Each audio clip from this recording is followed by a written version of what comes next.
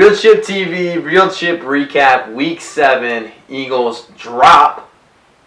A tough one to the Panthers. Emphasis on the word drop. Yes. But I like this, besides the loss, how was your trip? It was fun. It was fun? Yeah, it was all right. Flying first class. Yeah, On the Cokes, I saw that. Yeah. Gotta see the plane on the way back was awesome. We had it was just different. I'll show you the pictures. We'll roll them right now too. But I had my feet up and stuff. It was sweet. Yeah. But now after the game, my dad spent $100 at the bar just drinking by himself because I literally had a headache. I was tweeting at the bar, just tweeting on my account.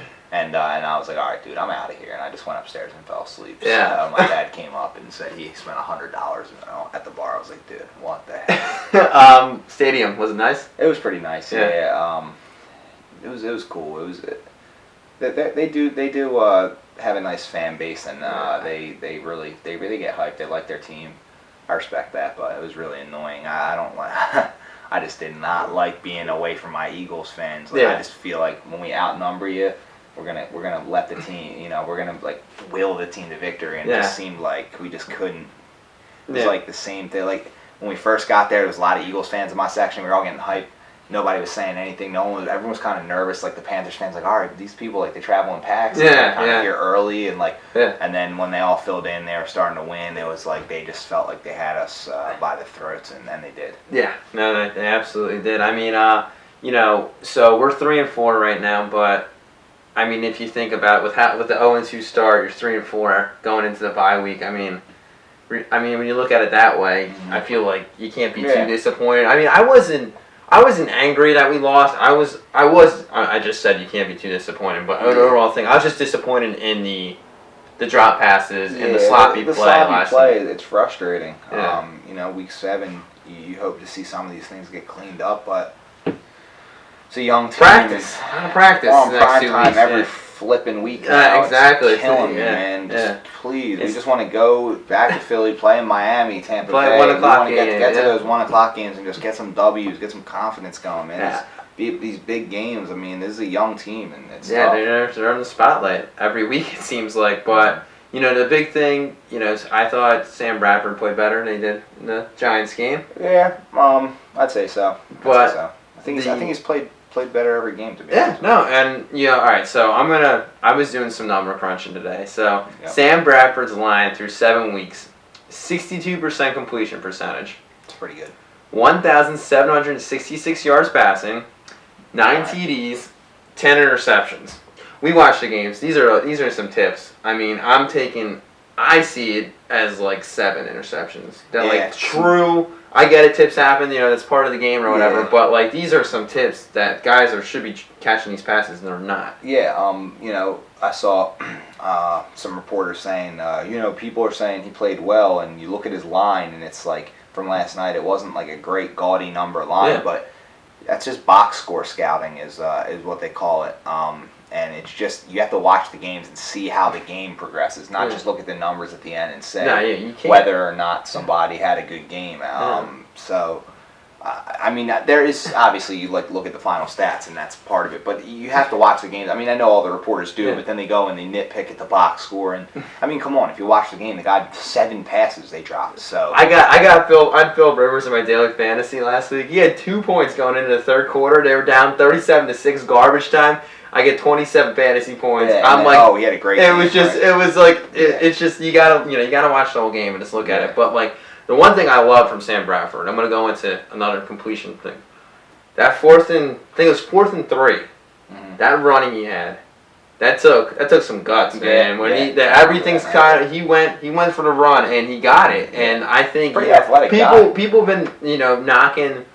Some people are questioning his heart and enthusiasm. I'm sorry, but right there. Yeah. And all the stuff you hear about the speeches, in the Redskins game, tape my ankle, I'm going back out there. I don't care. This guy wants to win, and he's trying the best he can. And I don't think you can ever. I don't think you can question his effort, his heart, and enthusiasm. I mean, that play right there, I was so hyped. I've never been more hyped for a 2-down sloppy dive run in my life. But that was just. It was big. Yeah.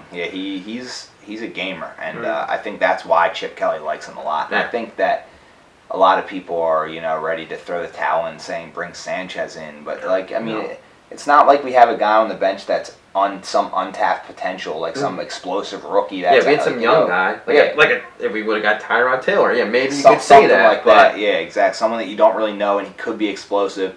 But it's Mark Sanchez. Like, do you really just want him in because you don't want Bradford? Like, that's a bad reason to just put for the sake of change. Like, it's just like anything. You don't just do something because like what you're committed to isn't working. You don't just change it. That's the signs of a bad team. That's like what the Browns do, and that's what like Jacksonville's done over the years, and Oakland. Yeah. So that's why they're that bad. They don't commit to anything. They don't when the times get tough, bad teams run from their problems and just make changes just because this isn't working, so this should work. Like, it's the same thing of firing your coach and all that. So I don't think there's any validity. I love how our guys are sticking together and stuff. You see it on social media and stuff like that. You got teams like the Cowboys where things it's just the sky's falling there with the injuries, but like they're all pointing fingers, yelling at each other. Yeah, you got Des Bryant not in the game, and he's screaming at guys. Greg Hardy's smacking the special teams coordinator's clipboard, pushing players. I mean, there's a lot of fans that mock the culture that we have, like, oh, culture wins football games, right? Like all that. But like, I'd rather have the culture we have and the band of brothers that we have than when times get tough, you're screaming at each other on the sideline. That certainly doesn't help at all. I think the Patriots culture team.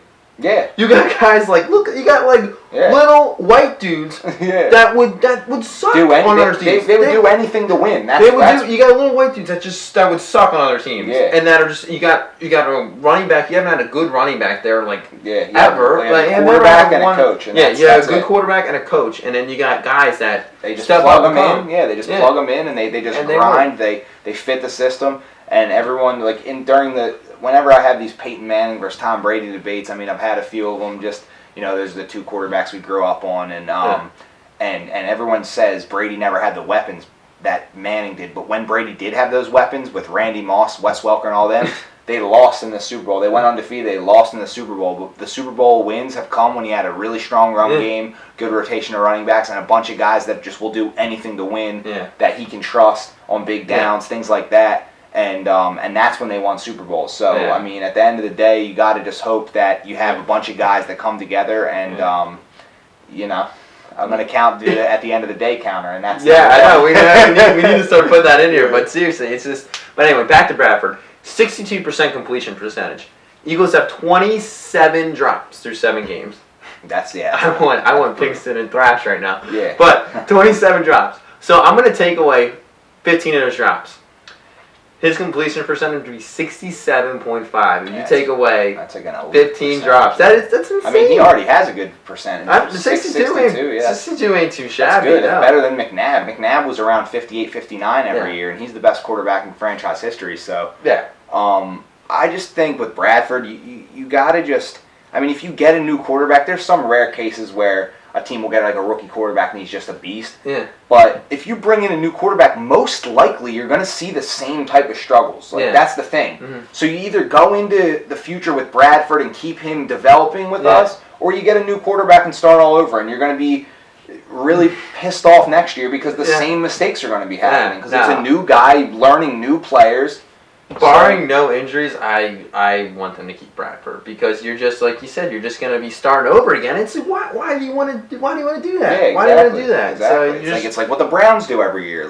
That's why they're stuck with Josh McCown. They don't have a good quarterback. They have Manziel, and it just I don't know. I like Bradford. I think he's got a lot of heart, and he is a good leader, and I think he can keep progressing and developing with these receivers, and hopefully we can add some O-linemen and keep going. Yeah, before we wrap up here, looking to the bye week, we're probably going to get most of the players are going to be healthy, so ready to go, and then you got the big matchup against Dallas, which if they drop their game to Seattle, you could pretty much put Dallas completely away. Yeah, if you win that game, and that's week 9. Romo said his target to come back is week 11 or 12. Yeah. So they can't beat anyone right now. They're done. We dominate the Giants, and the Redskins are just fluking their way to the weirdest wins I've ever seen. They're gonna get roughed up soon. Yeah, they might have a couple tough games coming up. Yeah. Bottom line, this division, the last 4 years. Last year, Dallas won it.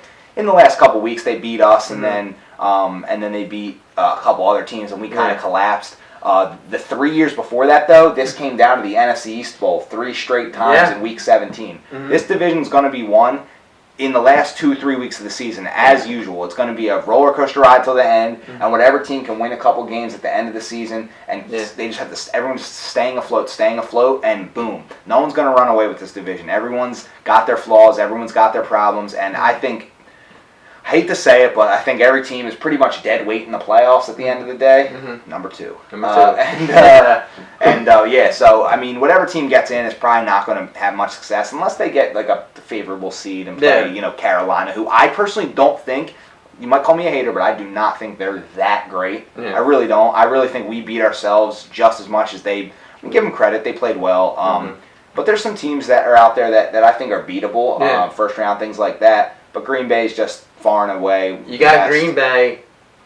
No one else scares me. Yeah, no. I mean, we shouldn't scare anyone either. But no one. It's no one scares me. But I think any given day we could lose or win a game, and that's kind of how it is. And honestly, this offense, how like rhythm based it is. When you're having receivers drop passes, that's the biggest killer you can have. Sacks and drop passes and negative plays, and that's pretty much how it goes. A lot of dumb holding penalties. You had the front seven didn't play their best game, but we digress.